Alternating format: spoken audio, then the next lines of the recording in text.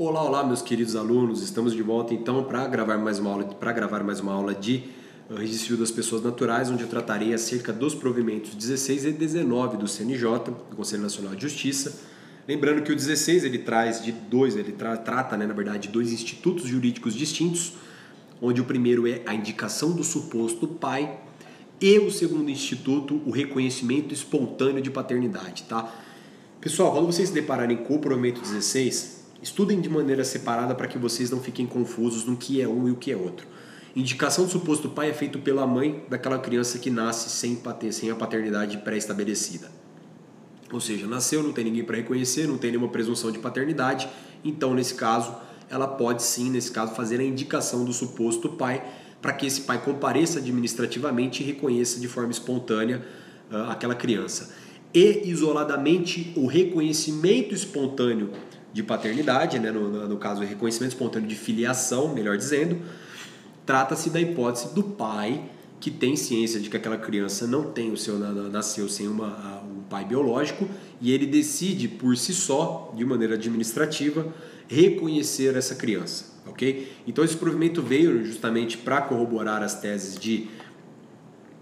direito da personalidade da criança, né? Lógico, no melhor interesse dela, da obtenção de ambos os pais. Então veio facilitar esse trâmite de regras, seja na indicação do suposto pai, em que ele vai ser notificado para comparecer, embora perante o juiz em caráter administrativo, ou seja, não vincula a revelia, entre aspas, dele nesse procedimento administrativo, não gera presunção de paternidade, diferentemente do que acontece no reconhecimento forçado judicial de paternidade, ok? Então, não há o que se falar nisso, nós vamos tratar aqui dessas hipóteses de maneira mais tranquila.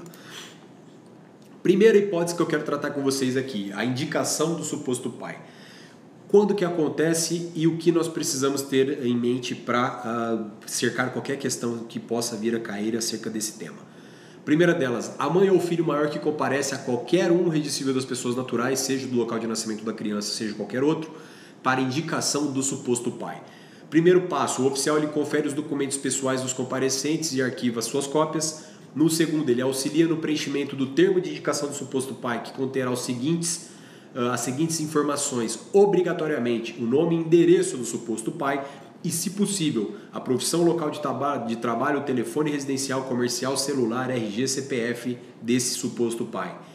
E o terceiro documento, a certidão de nascimento da pessoa a ser reconhecida ou, caso o nascimento tenha sido lavrado no mesmo registro civil das pessoas naturais em que vai ser feita a indicação do suposto pai, esse oficial a expedirá. Ou seja, eles pedem a certidão para indicar, para fazer esse procedimentinho. É uma autuação do procedimento de indicação do suposto pai.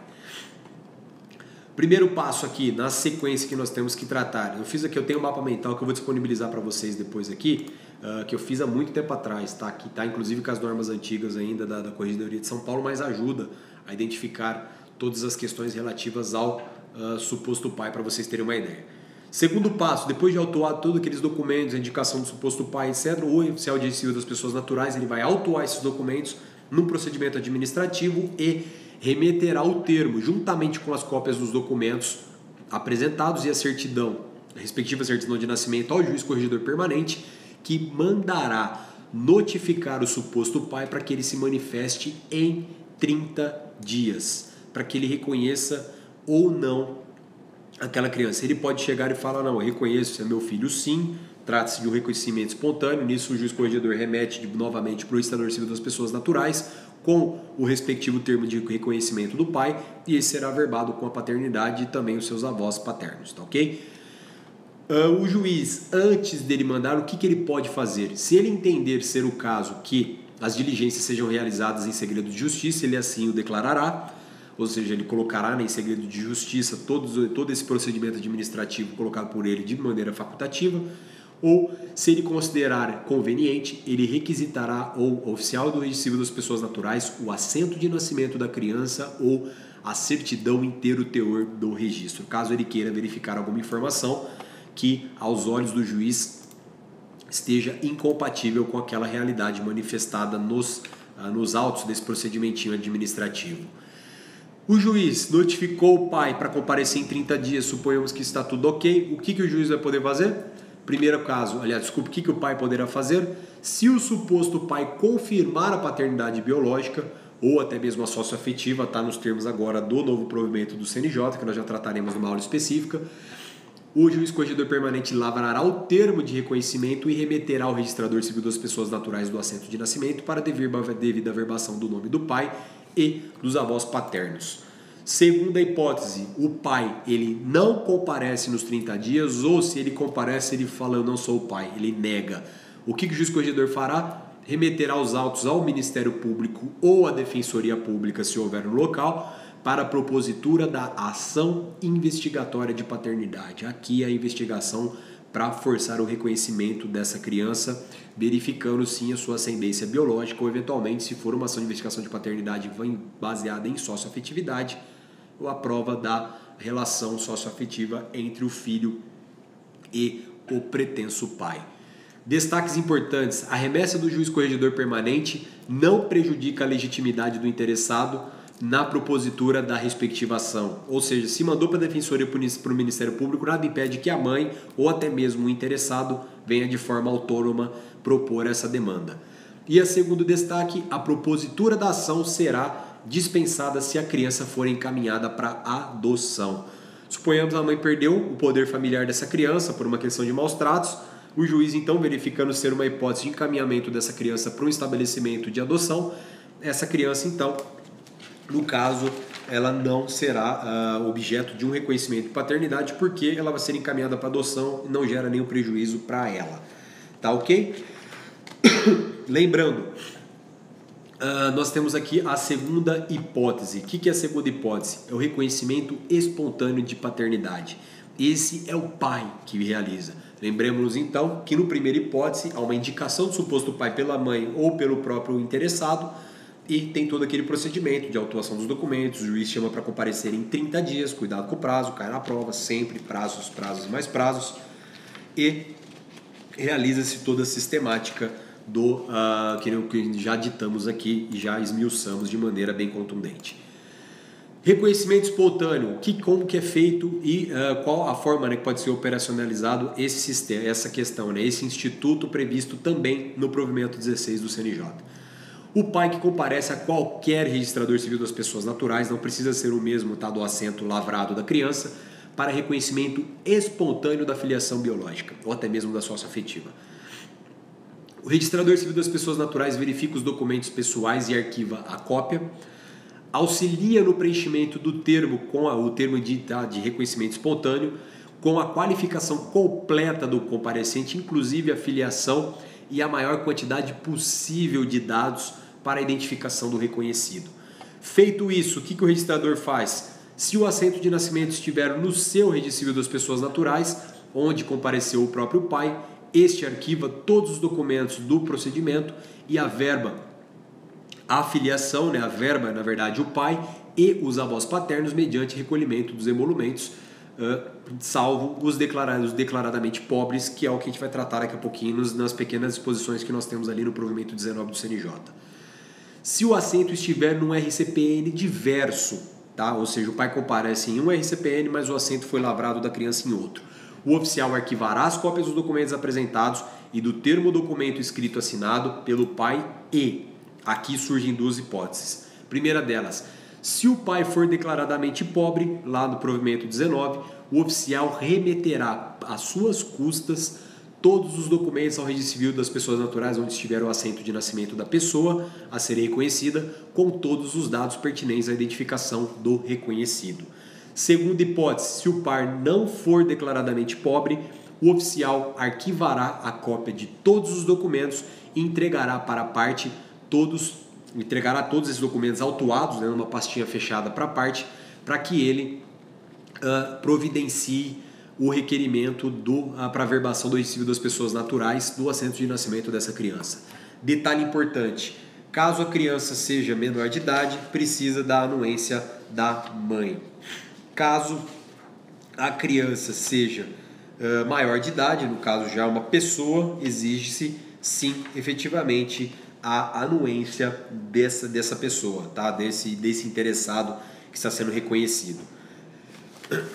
Aqui é o que trata lá, está no artigo 7º que eu peguei aqui do provimento 16, onde ele diz: a averbação do reconhecimento de filho realizado sob a égide deste provimento será concretizada diretamente pelo oficial em que lavrado o assento de nascimento, independentemente de manifestação do MP ou decisão judicial, mas dependerá de anuência escrita do filho maior ou, se menor, da mãe.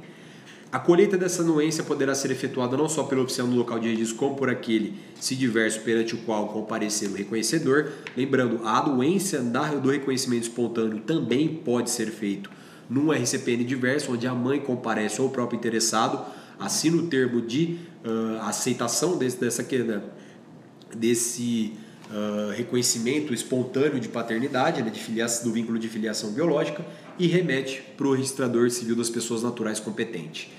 Na falta da mãe do menor ou impossibilidade de manifestação válida desta ou do filho maior, o caso será apresentado ao juiz competente e, sempre que qualquer oficial de civil das pessoas naturais ao autuário provimento suspeitar de fraude, falsidade ou má-fé, ele não praticará o ato pretendido e submeterá ao magistrado, comunicando por escrito os motivos da sua suspeita. Tá ok? Então, os destaques que eu faço para vocês aqui, que assinam o termo de comparecimento a mãe do filho maior ou filho maior para anuir, no caso, né, perante o próprio oficial. Se o reconhecimento espontâneo independe de manifestação do Ministério Público, do juiz corregedor permanente ou até mesmo de o juiz investido de jurisdição, se for o caso. E o destaque, os relativamente incapazes podem reconhecer sem assistência alguma.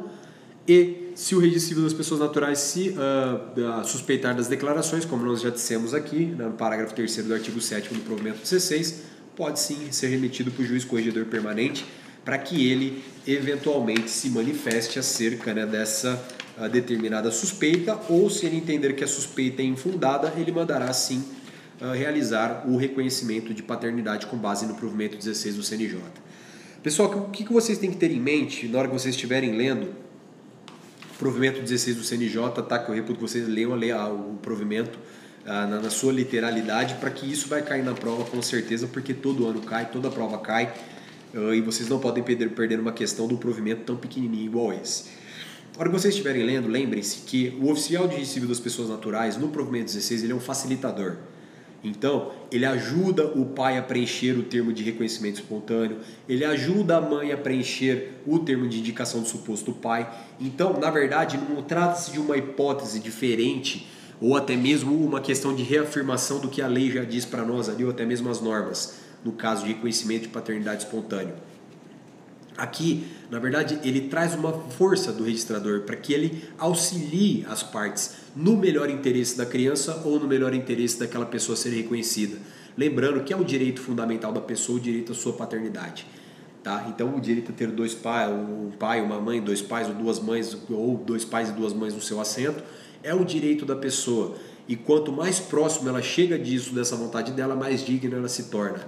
Por isso, o registrador civil das pessoas naturais ele se torna tão importante nesse procedimento. Tá ok?